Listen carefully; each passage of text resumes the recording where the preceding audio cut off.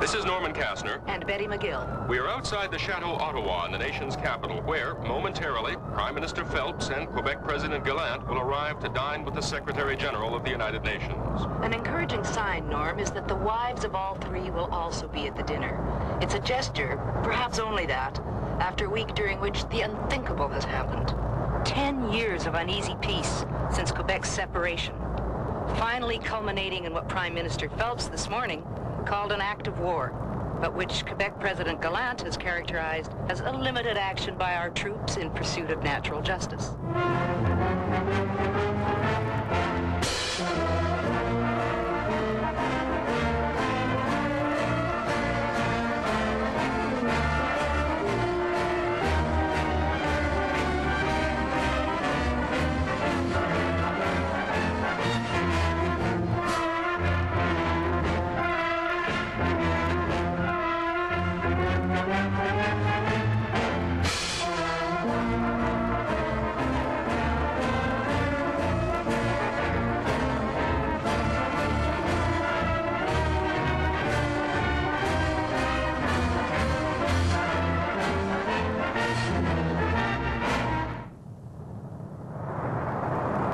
Betty, I think something is about to happen now.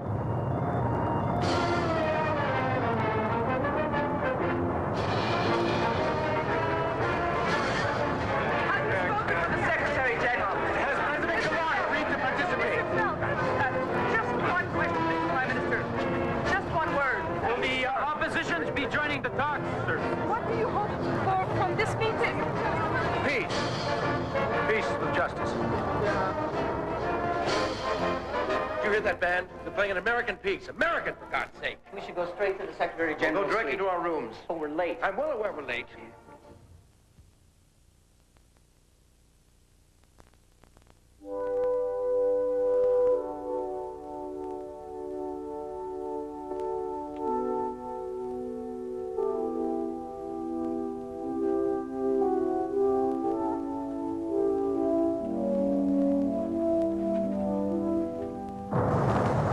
Betty, we were told there wouldn't be any bands, but apparently what we heard over the arrival of the Prime Minister was a band of the Orange Lodge. And it's sitting up on the roof of that building over there. And Norman, I still think I'm right. That was an American song.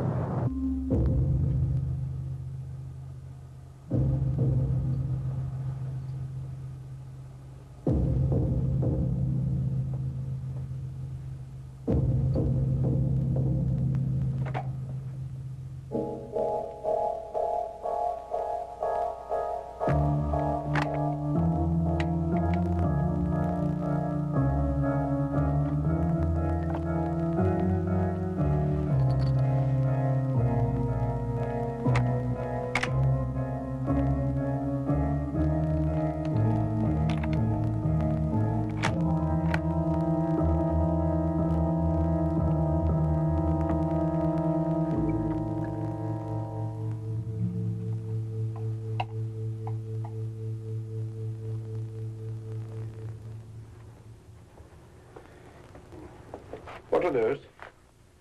Ammunition clips, Mr. Secretary. Ammunition clips? Yes, from those rifles. Security asked that they be removed. But then why didn't security remove them? They're antiques, sir. Hotel property and valuable. But then they were not loaded. Of course not, sir. Just a precaution. All right. It's a rather odd form of decoration, isn't it? They were a gift, sir, from the Duke of Windsor when he was Prince of Wales. You seem remarkably well informed. Thank you, sir. Will there be anything else? No. When my guests arrive, you can bring in the hors d'oeuvre. We'll serve ourselves. Dinner will be later, 9:30 or so. And one other thing. Obviously, you've been cleared by security, but you are to remember nothing that you may overhear in this room tonight. Is that understood? Yes, sir.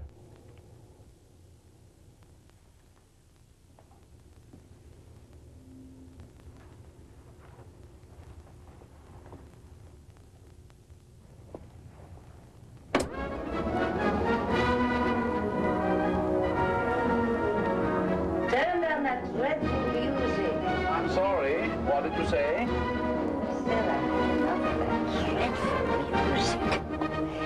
Band music and the news in French and English. That's why I turned it on. I'm waiting for the news. My dear Anders, you are the news. You've stopped the war. A truce is not the same thing as ending a war. All I've done is given President Gallant and the Québécois exactly what they wanted, a position of strength from which to negotiate. But that's good, isn't it? Not if the Canadians perceive it that way. But it's Quebec, or rather the French, who have the grievance, isn't it? Well, if half of New Brunswick and a piece of northern Ontario are French-speaking and want to be part of Quebec, why shouldn't they? Isn't that the solution? It's one solution, but not the one I'm going to recommend. At least not tonight. Well, what is your solution? I'm going to suggest a change of heart, a reciprocal act of love and forgiveness. Oh. Why so cynical? Because you are. Oh, you don't have any faith this is going to work. Now, Olga. Now, Anders. Oh, we're dealing here, my love, with human wickedness, pure and simple. These people despise one another, and now events have given them a chance to act on that hate. The last thing they want is love and forgiveness. I know these people, and their hatreds are not lethal. You know them, too. The only way to stop them is appeal to their materialism. Convince them that the war will make them poor. That's what North Americans fear, isn't it? Being poor. Tonight, I'm going to appeal to their better natures. How medieval.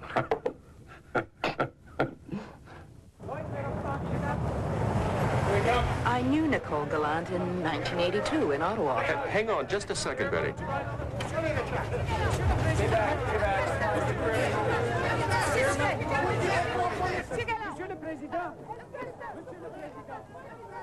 What's that, a rocket he's bringing in?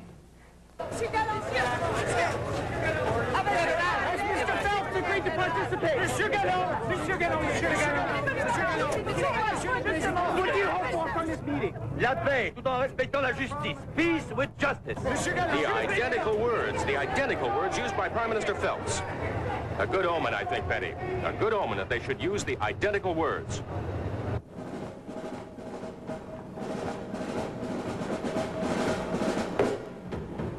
Non, enfin, bon, alors prenez l'escalier. Enfin, prenez l'escalier, voilà.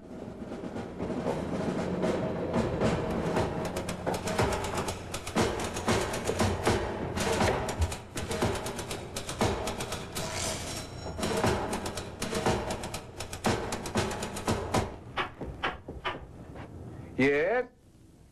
Mr. Secretary, President Gallant has gone to his suite, but he asked that these be set up here. What are they? Maps.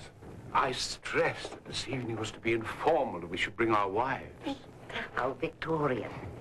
Has he brought Madame Gallant? Yes, she's with him. He said he felt the maps would aid the discussion. All right. Leave them there.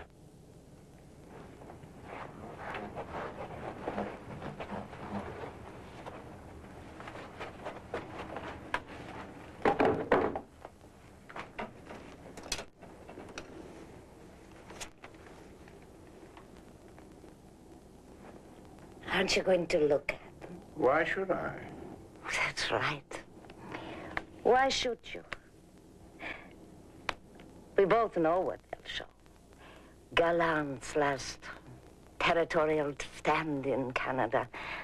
The Sudetenland of the Acadians. Lebensraum for the Québécois. A moment ago, I thought you were supporting the Québécois. Oh, I do. They have the kind of tribal mentality we Europeans find easy to understand. I'm not sure, Olga, what...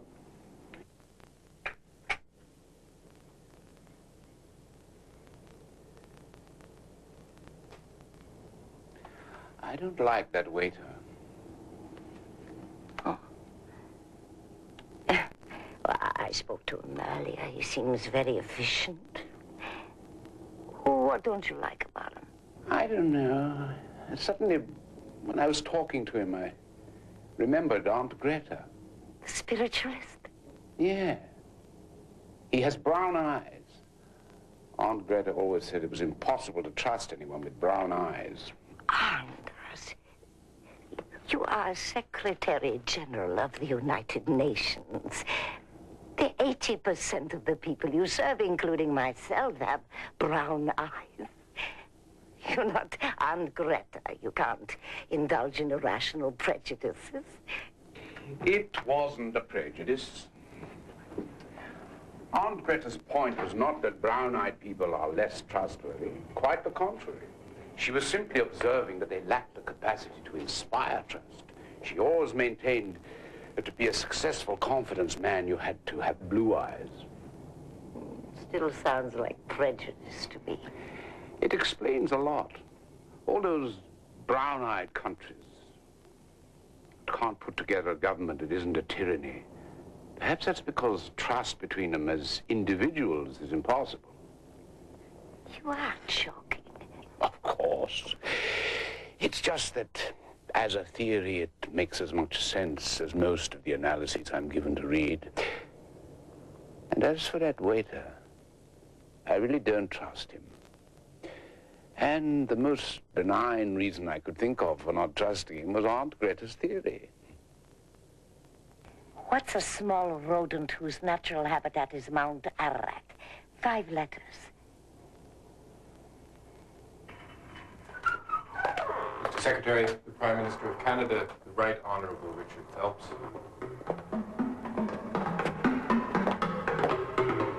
And Mrs. Phelps.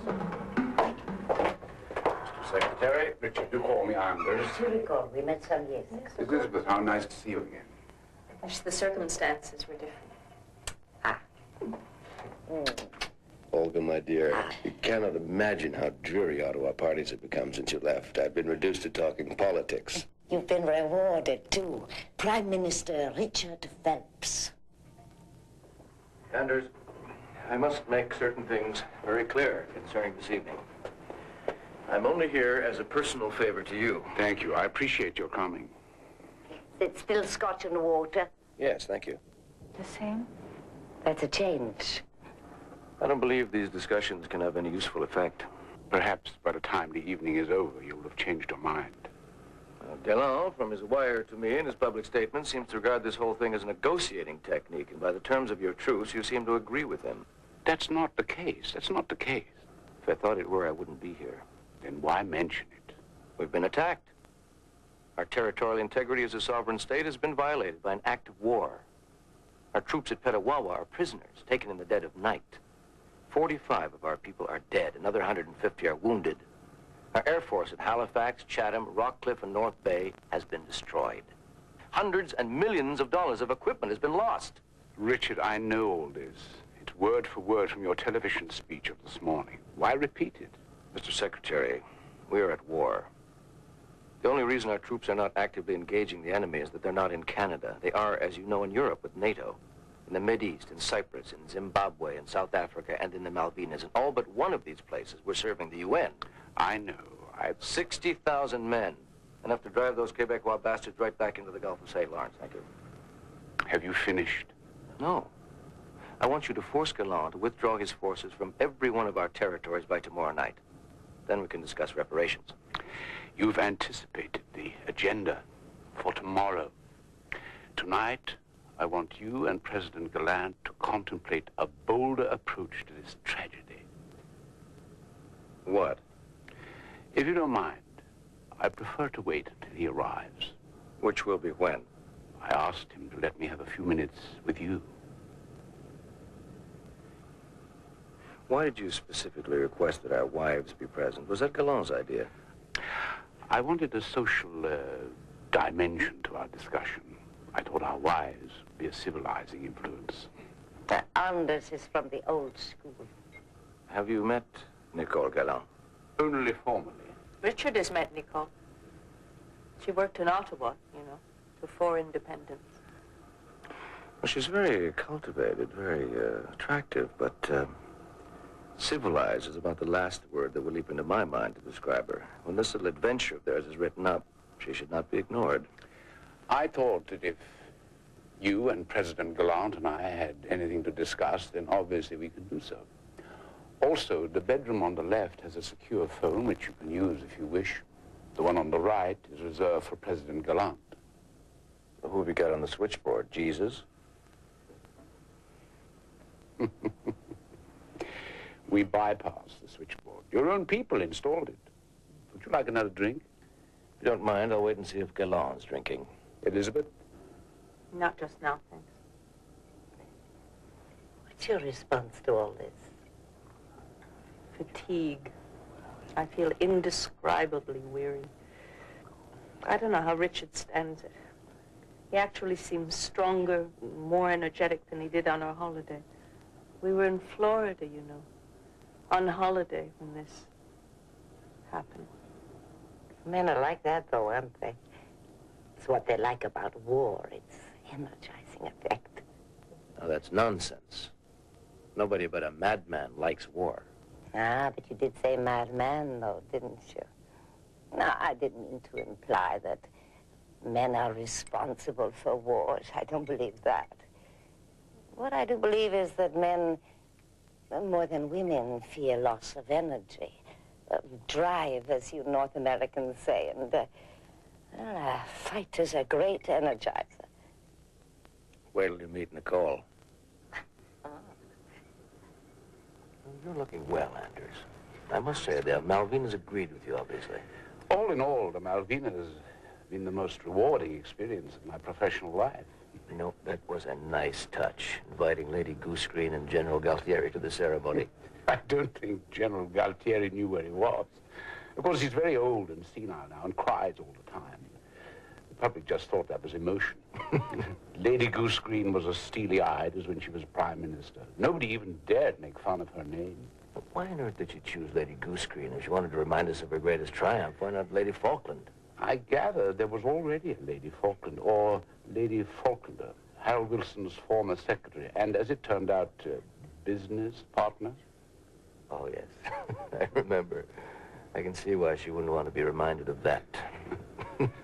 Mr. Secretary, Prime Minister and ladies, President Gallant and Madame Gallant have arrived. Welcome, Jean. And you, Nicole. Until this moment, I wasn't sure that I would succeed in getting all of us into one room. Madam, for our part, we were glad to come. As you know, as I said publicly and to you, Prime Minister, our incursions into Acadie and Témiscamingue were only an effort to focus attention on a problem that has to be resolved. Nothing more. Madame. It was an act of war, Jean. I spent this morning burying our dead. I'm here only out of respect for Anders and his office, and because I expect he will order you to withdraw your troops and confirm once and for all the boundaries Quebec solemnly agreed to 10 years ago under the terms of independence. What would you like to drink? Whiskey. Have you got Canadian Club? Yeah. Soda with no ice. Thank you. I would like some wine. White or red? We seem to have a selection. Red, of course. Ah, we don't have any of these vintages at home. Have you a preference? I regret you're dead, but it's always painful to Lance a boy. Might I remind you of those Acadians and Franco-Ontarians who died in the past 8 years because of your government's denial of their fundamental rights? And the dozens who languish in your jails as political prisoners. Terrorists, recruited and armed by Quebec.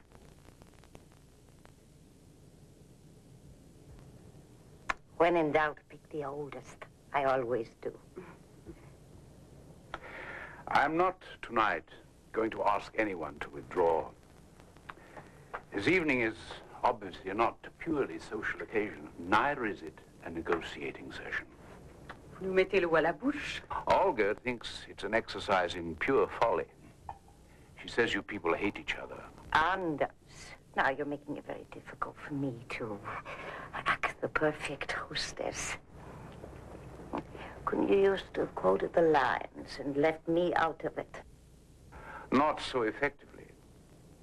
It is time both Canadians and Quebecois know how they appear to a sympathetic but dispassionate observer. If I was not Secretary General of the United Nations, I would incline to your view. But I am the Secretary General. And I was for 8 years in the Swedish embassy in Ottawa, before separation. I thought then, and I still think to a certain extent, that there are reserves of goodwill between Canadians and Quebecois that the political process tends to obscure. Mr. Secretary, can I be as blunt in your presence as your wife obviously was in our absence? Certainly. But do call me Anders, or at least Bertelsen. Sweden, so far as I can recall, has never in the lifetime of any of us been unequivocally for or against anything. Not fascist Germany, Stalinist Russia, or capitalist America. Neutrality, like everything else, has its perils. You come from a bourgeois country. You will therefore inevitably side with Canada, the bourgeois party, in this dispute. We, the Quebecois, are a revolutionary society. We crave clear distinctions. We do not want to be part of the North American homogenizing process in which all distinctions are obliterated because they're bad for business. Racism. We don't want Acadia or part of Northern Ontario because we crave land, but because the people there, as Franco-North American, want to join us in our distinctiveness. If you want to establish a peace that will last, you will use the authority and power given you by distinctive national states to establish realistic boundaries between Quebec and Canada. Racism. You will reject legalistic arguments. How much weight can be given to an agreement that's only 10 years old and has never worked? And you will instead respond to genuine human aspirations. Madame Galante, you'll find Anders is less trapped by his Swedishness than you could possibly suppose, which is fortunate. Otherwise, you would have insulted him. It's possible, you know, if you're Swedish, to go for days and never think about that fact. Whereas you, I would imagine, constantly conscious of being Quebecois. Oh, that's the curse of being part of a revolutionary society or a society at war, or both. I don't regard it as a curse. I actually feel sorry for those who will come after us and take for granted what we have won for them. Well, you might. Ladies, could I ask you to permit us to withdraw to the next room? I would like a private conversation with the President and the Prime Minister. I hope you will forgive me.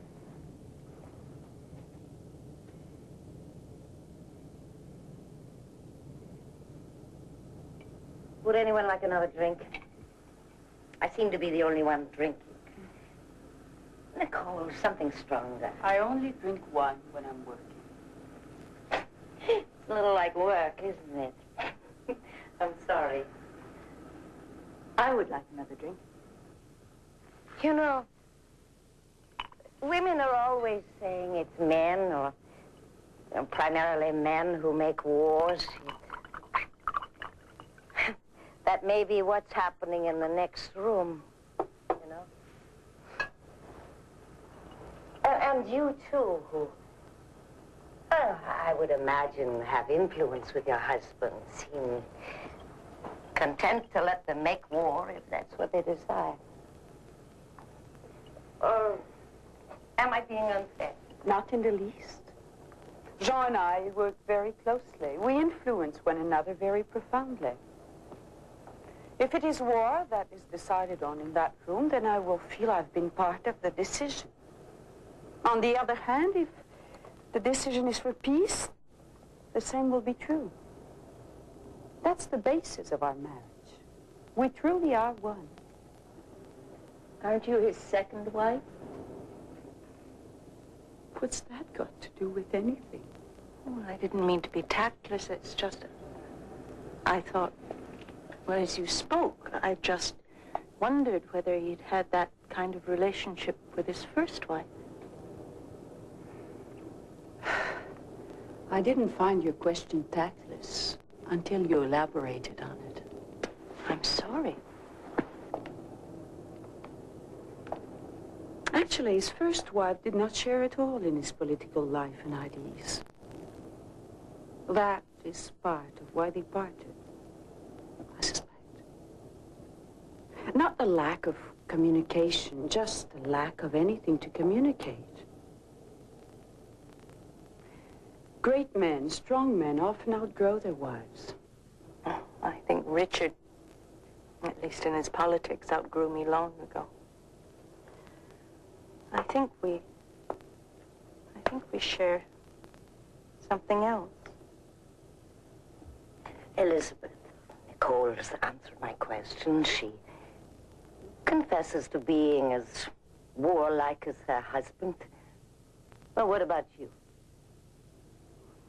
I don't think I've equipped myself to share such a decision. I suppose I feel that if Richard decides on war, that he's right. Or at least if he isn't right, I wouldn't be the one to persuade him otherwise. I hope, of course, that there is no war, but if it comes, at least I have the comfort of knowing that Richard, even if he chooses it, didn't start it. Being as ignorant about politics as you are, or claim to be, how can you even know that? Know what? That he didn't start it. We were in Florida when it started. I was with him. I saw his face when he was told what had happened. It came as a complete shock to him. And that's when you think it began? When you were in Florida? It all just started out of nothing? Is that what you think? God help us if that's what you think. No. No. I think it started 30 years ago or more, whenever it was that English Canada started pretending that we felt guilty because Wolfe had beaten Montcalm. At least you admit it was pretense. All pretense. We were prepared to give you anything, almost anything, to keep the country together. That much was genuine. But we felt no guilt for the past. None. We simply wanted to avoid the harm you seemed determined to inflict on yourselves and on us through separation. I suppose this is a fair reflection of it. Of your husband's thinking. Well, not his thinking. God knows what he thinks. He's a politician. But I'm sure it's what he feels. You know, if you share a kindergarten with a spoiled... I used to teach, you know, with a neurotic brat. One has theories, rational theories about what one might do, but at bottom, all you feel is despair. That whatever you do won't make any difference. That's what English Canada's felt about Quebec for as long as I can remember. And that's how you see Quebec and Quebecois. Spoiled, neurotic brats. Would you be interested to know how we see you? Not particularly.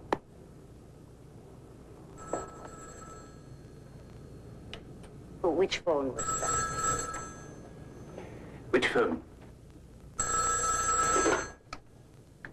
Hello? Yes, but if this call is for President Gallant, it should be on his secure phone and not this one. No, I don't know the number. Yes, it's this suite.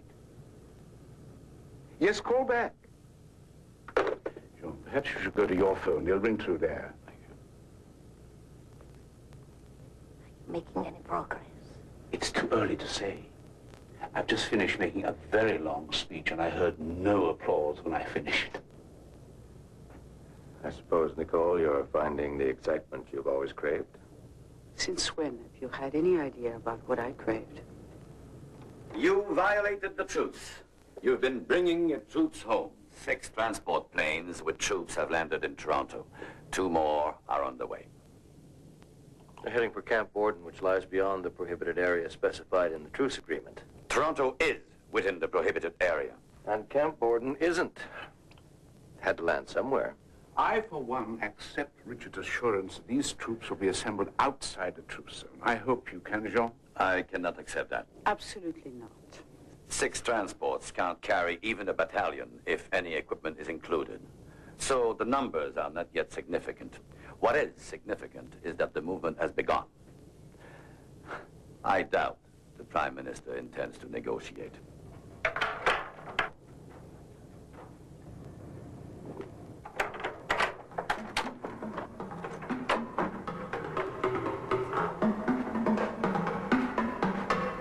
Would you like me to turn your sheets down, please? No.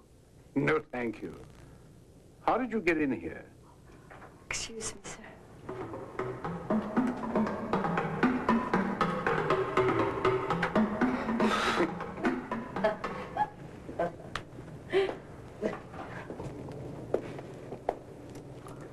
You look flushed, Elizabeth. You've been having a difficult time? She's provided me with an honest statement of Anglo-Saxon attitudes. Very interesting. Perhaps, ladies, you will excuse us. President Gallant is restricted without his maps. We need this room. We'll only be about half an hour before we break, and then you can join us.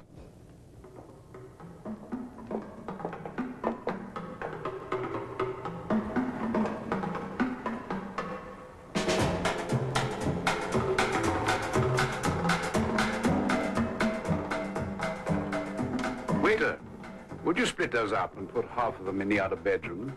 We don't want to monopolize the food. Certainly, sir. You're not going to monopolize the food, are you? Norman, Betty, there really is nothing new to report from here. The President, the Prime Minister, the Secretary General, and their wives have been in conversation for approximately 1 hour. The hors d'oeuvres have been sent in, but dinner has not yet been served. Sorry to interrupt, Larry. I understand that the menu is leek and potato soup, followed by whitefish Dijonnaise, and the dessert is a lime mousse, decorated with kiwi and beech nuts. Betty, I didn't get that all the way down here, but I'm sure you're absolutely right. In any case, I'm always glad to hear that kiwi are making a comeback. Now, as to the bomb threats reported here earlier, they're being generally discounted by security officers. On the other hand, they're being taken seriously enough by police. That is to say, Ottawa local police, that they've cleared an area behind the hotel here. Apparently, they think that the bomb, if there is one, could possibly be in a parked car. Have you heard any speculation, Larry, on who might be responsible for a bomb? That is, assuming there is one. No, that's the puzzling thing, Norman. Of course, the usual suspects are being very closely watched. I mean, Kurds, the Armenians, the South Moluccans resident here in Ottawa. But what's less obvious in this particular situation of armed conflict between Québécois and Canadiens is who precisely has what to gain from terrorist activity. On the other hand, terrorist activity cannot be ruled out, unfortunately. Nor can the Orangemen, I suppose. Well, at least they're confining their efforts to music. By the way, I'm told that one of them is still somewhere up on the roof, the tuba player, apparently. Police can't get him onto the fire escape with his instrument, and he will simply not be separated from it, as I think you can hear.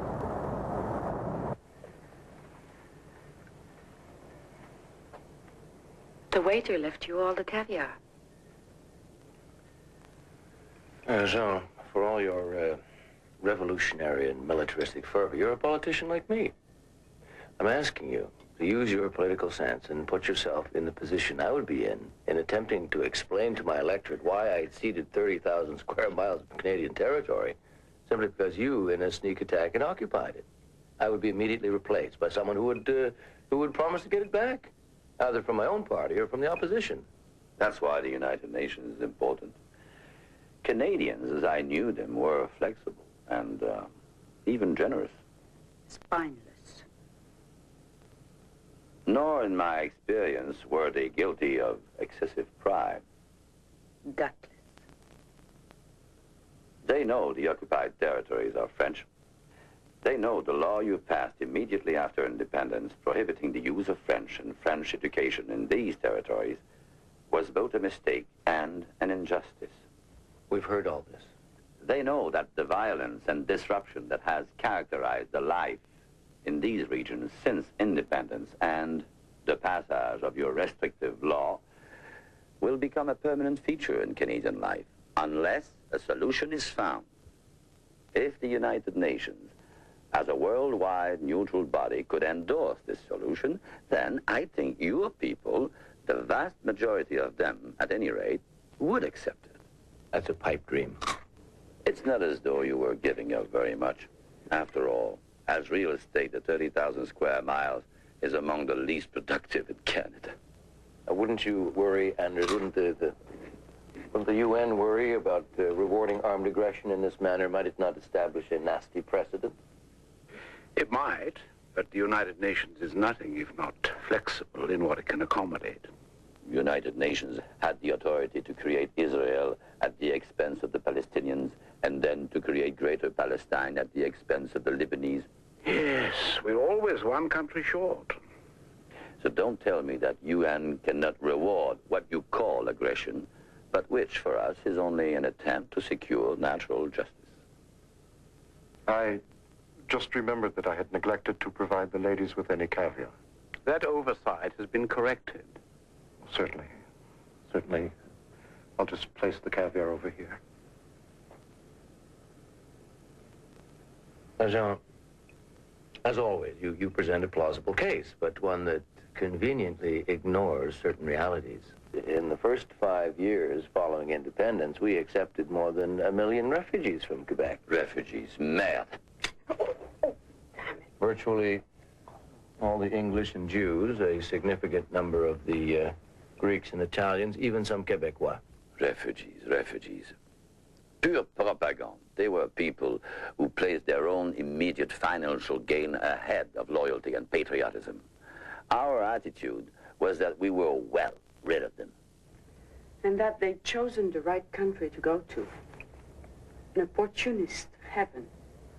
Well, there's at least 1 million people who have a special reason to hate your new country, and they've influenced others. The electorate you think you know from the old days doesn't exist anymore. My voters don't like the fact that you broke up Canada. They don't like your policies that drove out their compatriots. They don't like your extreme views, which strike many of them as communist or fascist. No one knows which. We need no lessons in democracy. All these things, together with an attack in the dead of night that killed our soldiers and humiliated us, left you without any friends. And me without any moderates to whom I could turn, if I felt disposed to do what you ask, which I don't. Then I should not be sitting here talking. I should order my troops to press forward. You haven't enough of them. A grand army of 30,000, divided in 2 fronts? We will see. It's a bluff, Jean, and a bad one. I'm offering you the only way out. Withdraw. That way we can avoid a war. I would even be willing to let the UN determine the damages as a guarantee that we will not be vindictive. And you think my electorate will accept that? They don't have a choice. A retreat such as that? When they're all in the streets, celebrating victory and the return of their compatriots? I've had to order mobilization, not because I wanted to, because everyone wants to contribute to our victory. Now, Richard, I would sooner, and you can take me seriously on that, I would sooner fight a war and lose it than do what you propose and advertise our helplessness to ourselves and to the world. We, the Quebecois, have arguments among ourselves. Or at any rate, discussion as to whether your most conspicuous quality is hypocrisy or mediocrity. Spinelessness masquerading as principle and tolerance. We accepted that we'd been conquered by the English, a nation which, whatever one thinks of it, qualifies as one of the great cultures of the world. But defeat did not link us to English culture or even American culture with its vitality and creativity. But to English Canada, my God. Is that all? No. You never interested us with your provincialism and your puritanism and your pathetic attempts to imitate first the English and then the Americans. You see, I wasn't being unfair. You do despise one another. English Canada hasn't any corner on mediocrity. I used to think that was what we in French Canada had in common, but at least we weren't corrupt. Not corrupt. You sold out everything to the Americans. The first country in history to hand out a for sale sign. Not a shred of spirit or patriotism. That's what I call corrupt. You always interpret everything politically. I was speaking of individual integrity. I know nothing of this personally, but all the businessmen I've known who've had dealings in Quebec, they all speak of the corruption, bribes, something under the table. You expect me to deny it? Even your priests, in the days when you had priests, used to help people fiddle their income tax. Like you, I know nothing about business, and I don't know whether what you say is true, but I won't deny it. It's what history teaches us to expect.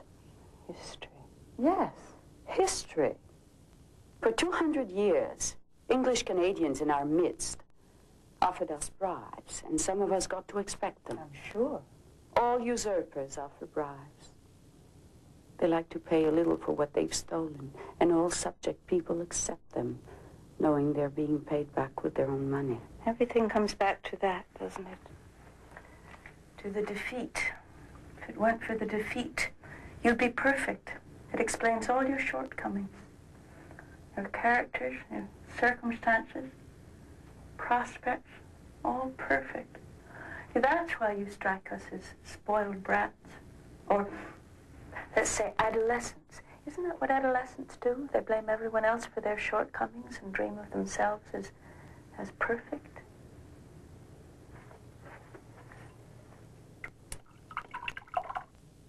May I? Well, I hope all this has been therapeutic. I have no intention of stopping you, even if I could, but might I, as the TV commentators say, focus the discussion. So you despise one another. Is there any reason that either of you can think of why this mutual dislike should logically lead to war? We do not want war. We want a settlement which will provide a secure peace. I don't think we should expect logic in this situation. You know, I detected something in Richard in Florida after the first shock that alarmed me. He said, I remember his words exactly. He said, at last they've gone too far. It's a common enough response. But he said it with a kind of relief. You know, as if a burden had been removed. What burden? Oh, the burden of being patient, being civilized, I suppose.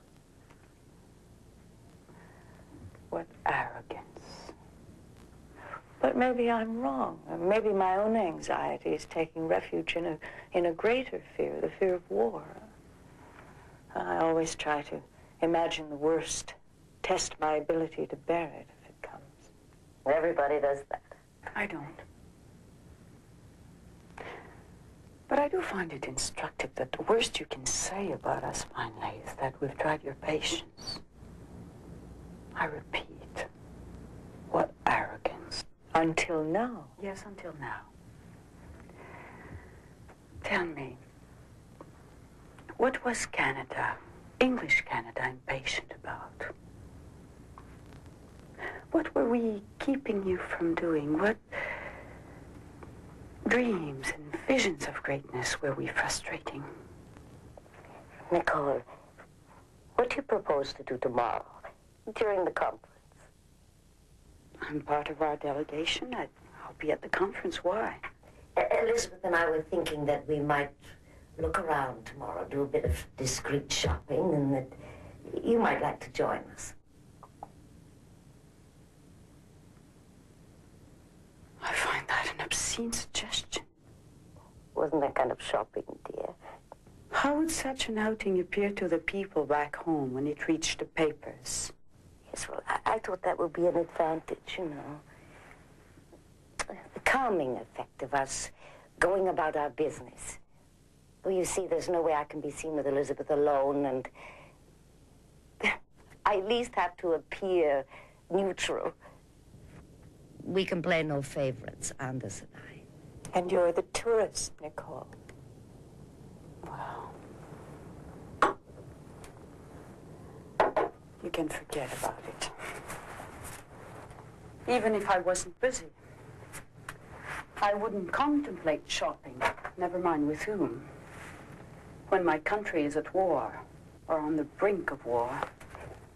That dress you are wearing came out of Paris a month ago. You must expect a short war. Either that or I predict your resolve will weaken. I used to care a great deal about clothes. Now it's only a habit to dress well. I pay no attention to what I wear.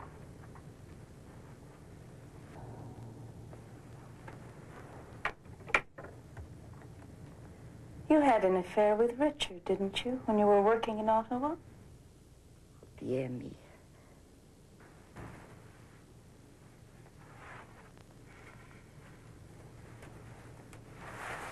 I would hardly call it that.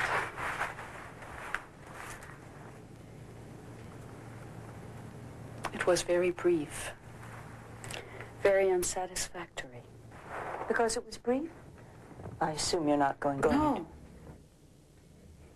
Brief, because unsatisfactory. I hardly remember it. You called it off, then? I don't remember.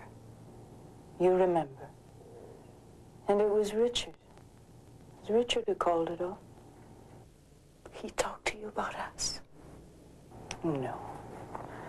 But I know him. One-night stands, secretaries, executive assistants, waitresses, even. Politics is a risky business, and politicians like to play around, test their nerve, I guess. But they don't want to get involved. That's too risky. Why did you bring it up? Training. Training? I've learned there are only 3 things you can discuss with the wife of another politician. Politics being taboo. Shopping, children, and sex. Well, you have no children, and you've just eliminated shopping. What was left?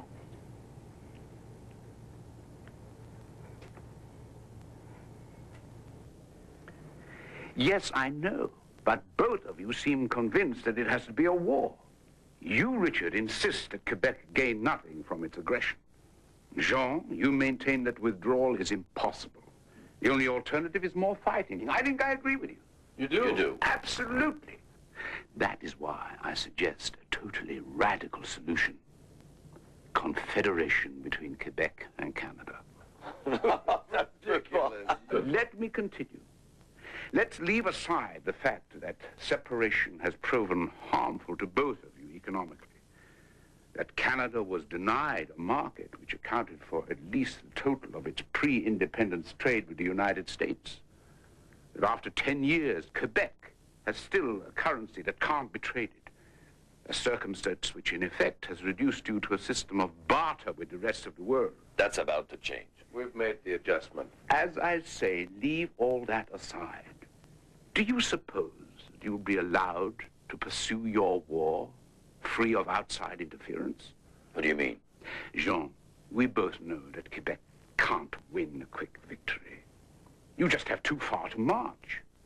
As for Canada, Richard, Suppose you win a swift victory. What will you do? Occupy Quebec? Unthinkable. Disarm them while maintaining the present borders? You would spawn a dozen private armies like the IRA, which would condemn Canada to 100 years or more of terrorism. Let us imagine a military stalemate, a long war. Do you suppose the United States, USSR, to say nothing of France, would not intervene? To whom would the United States supply arms? To Canada, in all probability, since you have NORAD and the other alliances. I'm not so sure we have a lot the Americans want. In such a situation, would Quebec not turn to Russia or France or even Cuba? Jean, what you face is a return to the situation before your attack, with that situation having become further embittered. Or a war in which you will lose your independence to the powers that assist you. Or the solution that I propose. There are no other alternatives. You ignore the possibility of redrawing the boundaries as shown on the map. The United Nations, with the agreement of great powers, could impose this solution. No, they could not. The UN cannot propose a solution that rewards aggression. I'm afraid he's right, Jean. That's your phone.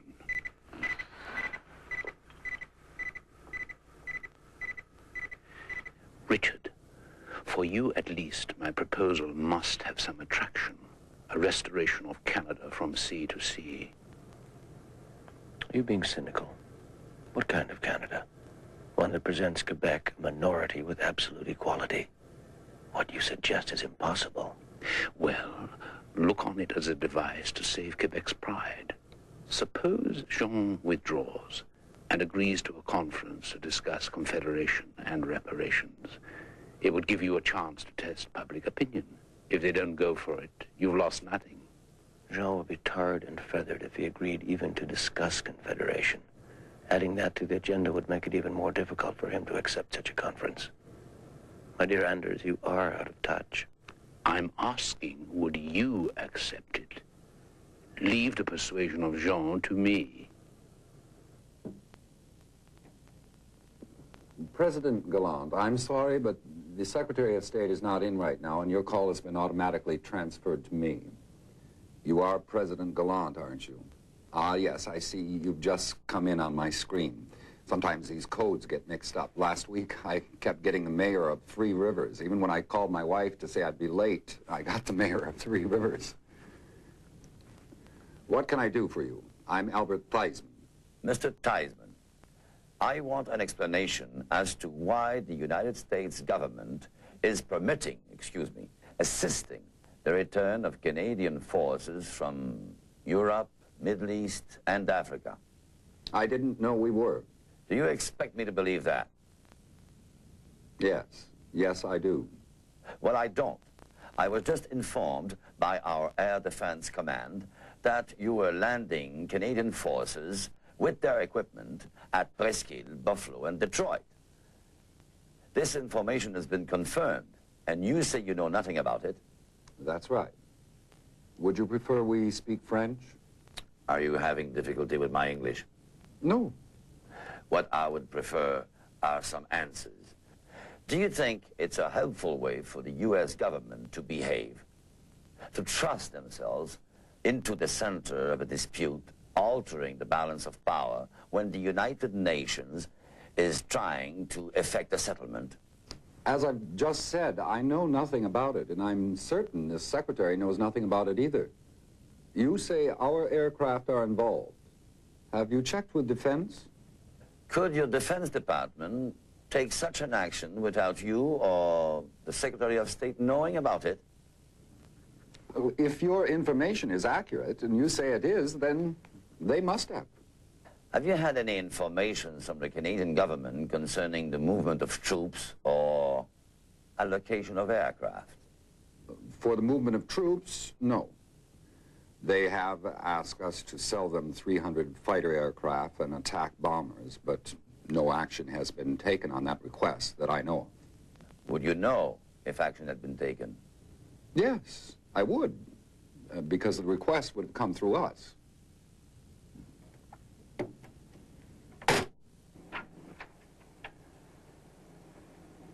I'm going to have to cut your evening short, Anders. The United States is in the process of airlifting every Canadian soldier from Europe, Africa, and Asia back to the States. They're landing presently in Maine at Presqu'île, Buffalo, and Detroit. I've just protested to the State Department. They say they know nothing. That it must be defense that is doing it. I can't believe that I wouldn't be informed of this. Richard, is it true? Of course it's true. Did you expect that I would do nothing? That I would remain as vulnerable as we were on Tuesday when this attack took place? That's precisely what you agreed to when we both accepted the ceasefire. Like hell it was.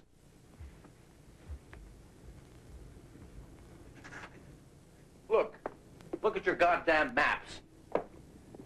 Within these blue shaded areas, there was to be no deployment or movement of troops. Now, where do you see Presqu'île, Buffalo, or Detroit as areas prohibited to us? It was assumed. Balls. Assumed by whom? It was assumed that no change would be made that would substantially alter the military situation during the truce. That's what the zones were for. It was assumed that if nothing took place within the truce zones, then the military situation would remain unchanged. That's what was assumed. They've also requested that the United States sell them 300 fighter aircraft. That much I did learn from the State Department. Well, that's true. The aircraft that you destroyed had to be replaced. I requested that. What was the response? The State Department said they were considering it.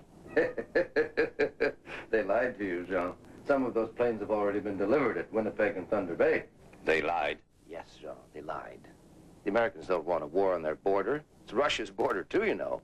And if there must be a war, they want it to be short. Does that surprise you? Anders, as I said, I must leave. Jean, I think that is the last thing you should do. Richard, would you leave us alone for a moment? Well, certainly. I'll join the ladies.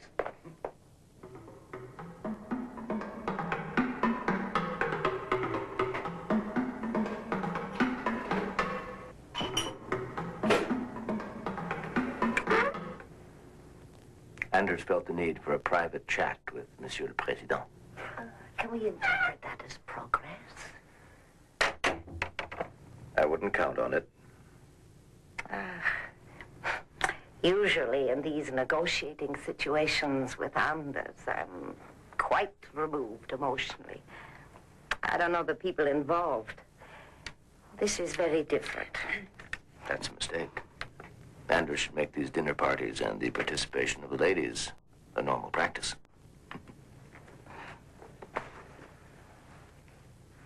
By the way, when is dinner? We improve your morale, do we?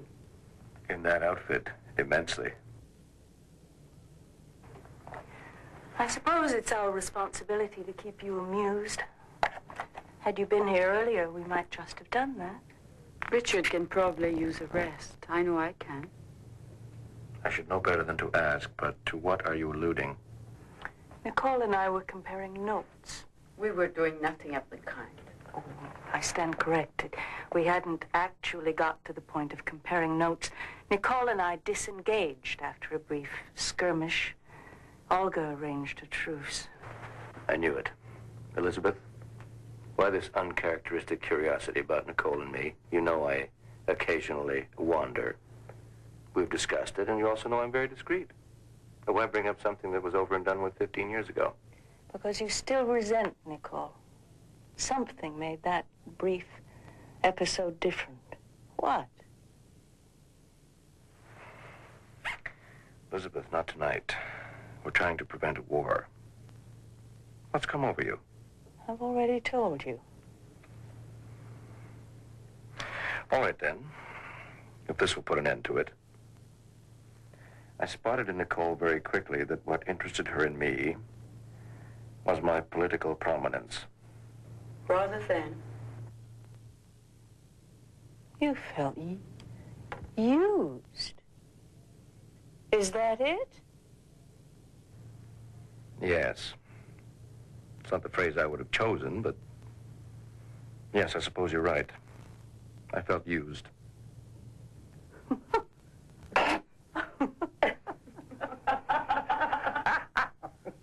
Jean, the only way you can avoid a war is to come to some agreement with Phelps tonight. I don't think there is any way to avoid war. Don't you understand what has happened? The Americans have shown their hand. They support Canada. Surely now you see you can't win. You must accept some compromise. Why should I trust you? All these developments leaked to me here tonight could have been arranged. A pressure tactic. You're not thinking clearly. These are real developments, and not very surprising or unexpected ones. You must have expected some such action. It's a possibility we considered. But no, I honestly didn't expect that. You see, we Quebecois prefer the Americans to the Canadians. So it's natural to think such feelings will be reciprocated. After all, in the old days, it's always the English Canadians who complain about American domination. Our people always preferred New York to Toronto. And before our currency problems, we all vacationed in Florida, and in the summertime in Maine, never Ontario. Phelps could be lying. He could be lying about the planes. It's safer to assume he isn't lying. I can, I think, persuade Phelps to accept a peace conference that would have as its agenda a plan to reconstitute a Canadian confederation. The Americans would not want him to refuse a proposal that could lead to a lasting peace. What whores they are, the Canadians. Willing to sell out whenever anything is demanded of them. It's become a habit, I suppose. That's what I didn't expect. I didn't expect Phelps to run to the Americans immediately. I thought he would want to avoid paying the price they would ask. He couldn't even wait 24 hours. Why should we link our future forever to people such as these? Because it's your fate. And because when all is said and done, there are worse fates. Think of the Poles. I can't sell it, Anders. Either to my people or to the army. Surely the army knows it can't win a war against a Canada supplied by the Americans. You forget our army never lost a battle.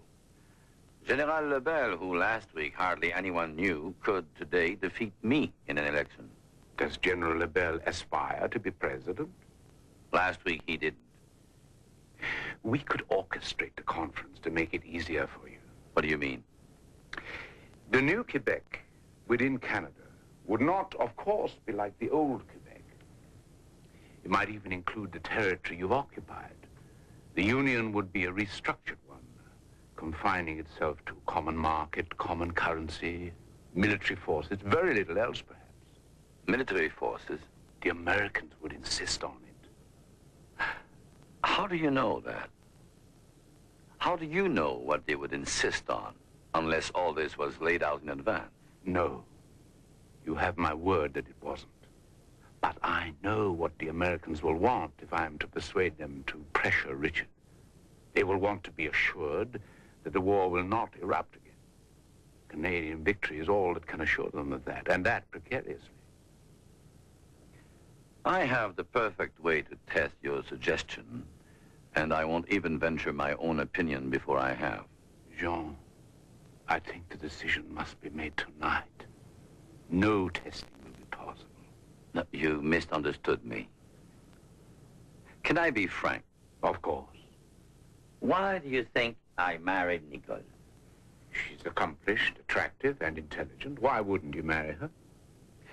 I married her because she has that kind of energy and idealism that rule out compromise.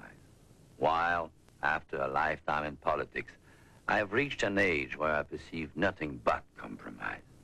She's a trial, Anders. A total pain in the ass at breakfast when she will discuss nothing but politics. But she has the energy to say either yes or no, and mean it. A priceless thing. And you want to be alone with her? No. Nicole is not intimidated by spectators. Very well, then. Let us reconvene the group.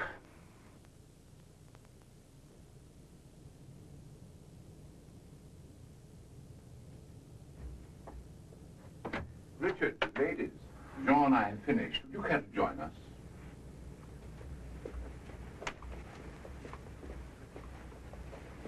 We are all to be included. How encouraging.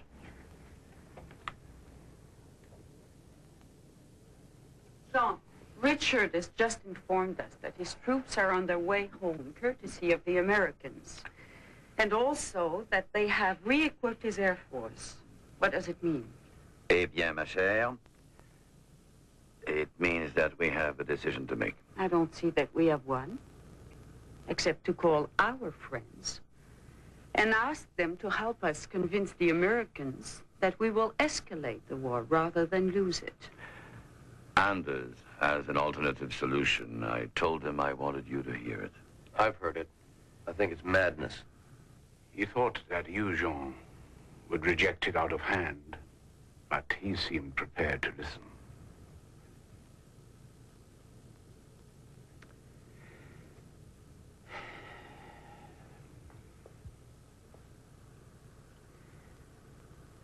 In a nutshell, I am proposing that the truce be extended indefinitely with certain conditions, which would include the withdrawal of your troops, and that a conference be called to discuss the confederation of Canada and Quebec. You can't be serious. Jean, why did you want me to hear something so preposterous? Because the alternatives are even less pleasant. No alternative could be as humiliating. What a strange word to use. Earlier, when Nicole and I were talking, I couldn't get her to discuss the situation except in terms of broad revolutionary politics. Now she personalizes the war itself. She prefers it to being humiliated. I wasn't talking of my own humiliation. That's of no importance. But we cannot see our people humiliated. Ask them. Ask them if they would feel humiliated. Look, each of you is some species of politician. I'm not, so listen to me. I can't be humiliated by what my leaders do. And your people are the same. They're the same as me. Ask them if they want war in preference to what you call humiliation. Now, wait a minute, Richard, let me finish. Or better still, don't tell them that they're being humiliated. Just say things have not worked out the way their leaders planned. They're used to that. We're all used to that. Well, that was interesting, Liz. Sensible, but not very pertinent. I think it was pertinent. Nicole, let's forget humiliation. Is what Anders suggests possible? Jean, what is the conviction that has fueled 200 years of nationalist struggle by our people? What is it that made them so determined and resourceful, so bloody-minded? It's a revulsion at what they see around them. Mongrelized North America devoted to nothing but the values that serve the moment and aspiring to nothing but money.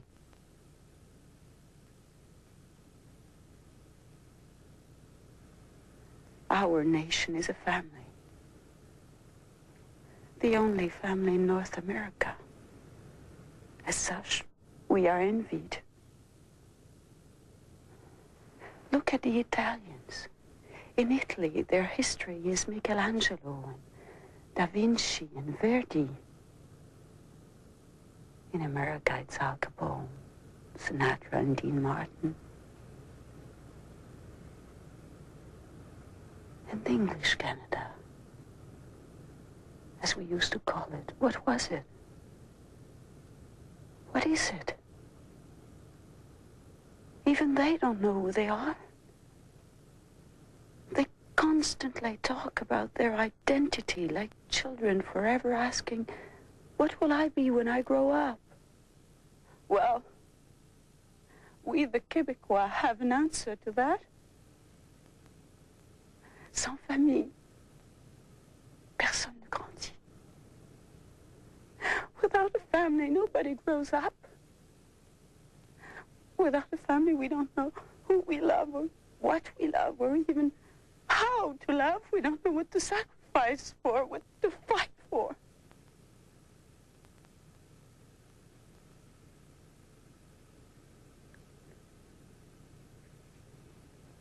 English Canada had a chance.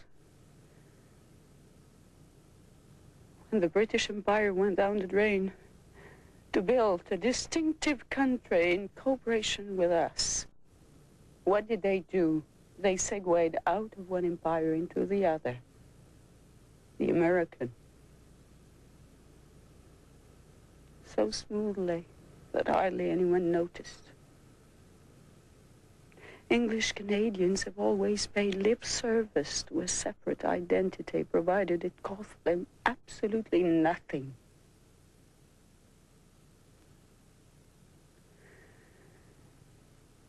What Anders proposes will link us to a people who are as unreliable and destructive and as opportunistic as street urchins for all their pinstripe suits.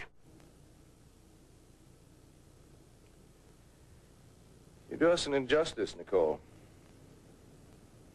But you have defined the problem. What you've just called family is under another name, despised by North Americans as much as you despise us. The word is racism. How does one become a member of your family? One is born into it. There's no other way. That's why when you separated, the Jews and the English and as many of the Greeks and Italians as could left. Quebec stands for something which is anathema to the rest of North America. Racial and ethnic exclusivity. Racism exists among us, yes, but it's deplored. No one in English-speaking North America today would dare to run for office or publish a book or write an article which espouses the values of separation based on your notions of family. We have our own sense of our own destiny, and it is to create a family, but not one that has a historical basis for excluding anyone. Some family. I remember the theory we used to hear so much about in the old days before independence. The theory of the two founding peoples. Your spokesman never seemed to understand how uncomfortable that idea sounded to English-Canadian ears.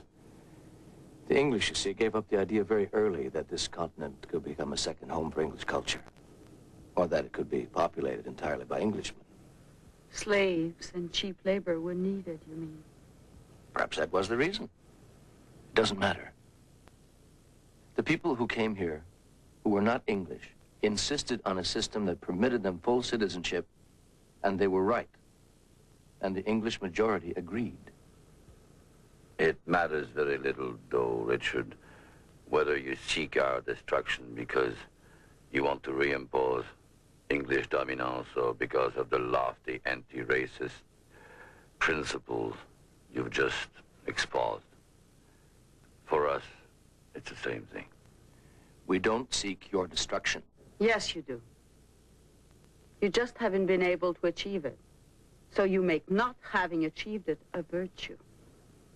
If you believe that, Nicole, you must recognize that at least two of the barriers to achieving your destruction have been removed. First, the military action was begun by you. So the powerful inhibition against being the first to resort to violence is removed. Secondly, the Americans have been drawn in. As a result, Canada might now have the means to destroy you, if, as you say, that is what they want. What we are seeking is some way to avoid that result.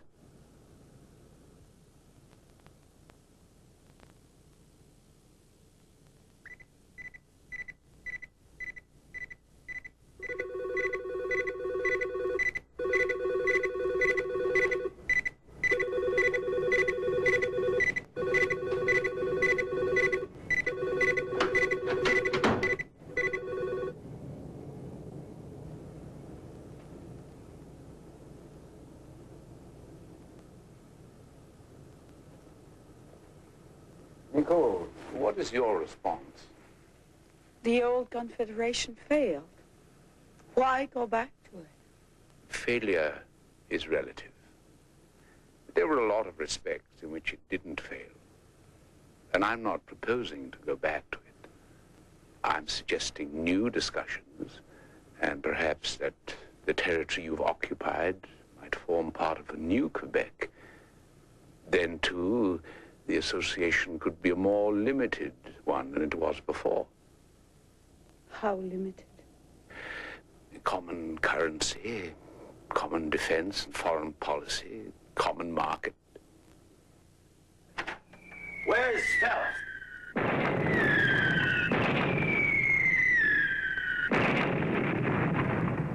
He has broken the ceasefire. Those planes were ours. They're operating on someone else's orders. You gave me your word. You will stand condemned in the whole world community. I have kept my word. Ask him if he has. My orders were to move only if there was movement on the other side. The same as mine. And what exactly were your orders? That if my commanders had good and sufficient reason to believe they were being attacked, then they had the authority to take all necessary retaliatory measures. Good and sufficient reason? What does that mean? Means, I suppose, that they had discretion up to a point. And what were your orders? Similar. Similar? Identical. Making allowance that the French language is, of course, more precise. Well, I speak French. What were your orders? They were identical. Then neither of you know how this thing started. I suggest you call off your bombers and halt the advance of your forces immediately. Return to the ceasefire immediately. Whoever controls those bombers, call them off. Announce the peace conference. Say it was a mistake, the act of a madman. Say anything, but for God's sake, let's talk. Death to the children of God!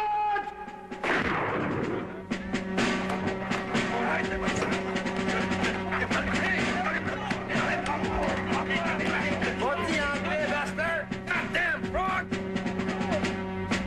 For God's sake, he's getting away.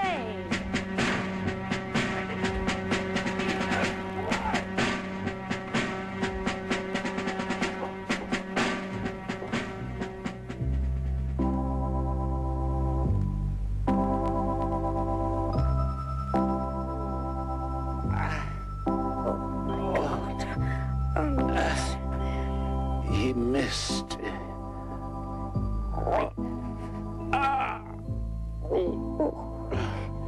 But you hurt.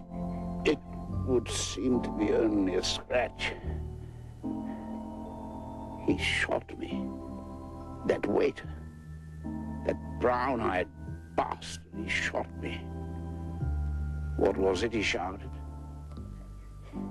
Death to the children of God. Doesn't make any sense. It is a tribute in a way, darling, you know. Blessed are the peacemakers, for they shall become the children of God. A Christian, then? Perhaps. But neither a Quebecois or a Canadian. No, I wouldn't think so. Good. Then there's still time. With the bombs falling? Yeah. I have a confession to make. I'm the Prime Minister, and this man is President Galland. No one enters without a badge. The assassin had a badge, you shithead. Don't move, sir. A doctor is on the way. Armed, presumably. Anders, you're about to make a confession. Yes. Didn't those bombs sound awfully phony to you? Oh, no, they sounded all too real. They weren't. It was the recording. A bad one, I thought. Security installed those machines. They thought I would want to bug the room. You didn't even tell me what you were doing. That wasn't necessary. I thought it was. People keep pressing until the worst happens.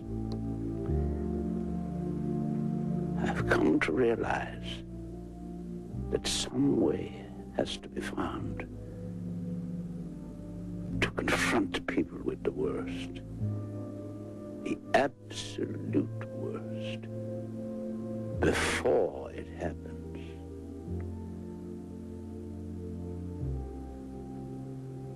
I now have an update on that shooting.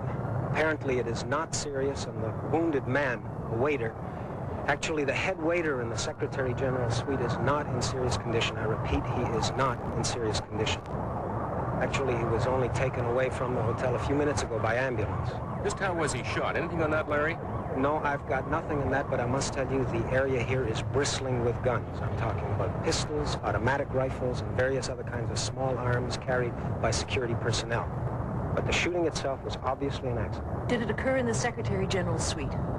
We think so, but we can't even be sure about that. You see, security has absolutely sealed off the top 3 floors, and no one, other than the doctor whom we all saw go up earlier, has been permitted up there. And what about the reported bomb? The noise that some people heard? Claim to have heard, Betty. No, I think the sound of falling bombs is something that even we down here would be aware of. What there have been reports of, however, is a religious fanatic running around shouting something about bombs. Maybe that's how that rumor got going. I think we're better off sticking with what we know. And what we know is that a waiter has been accidentally shot, but is not in serious condition, and that the historic conference aiming to settle this conflict is scheduled to go off right on the button at the National Conference Center tomorrow morning at 10 a.m. Tell us about this early adjournment. Is there any significance to it at all? Nothing has changed. Il ne s'est rien passé. Nothing has changed.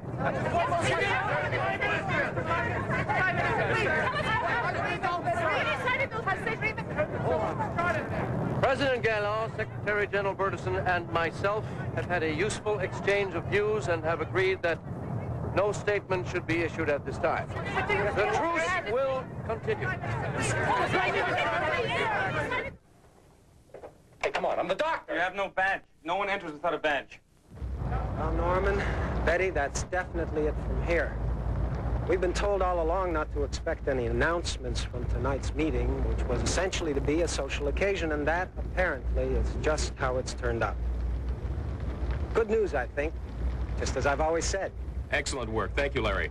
Thank you, Larry. This is Norman Kastner. And Betty McGill. And don't forget that the opening ceremonies of tomorrow's conference will be televised at 10 a.m., even though the actual session will be closed. And Norm, Larry, and I will be bringing you updates throughout the day, leading to a news special on the day's events at 8 p.m., 8:30 in Newfoundland.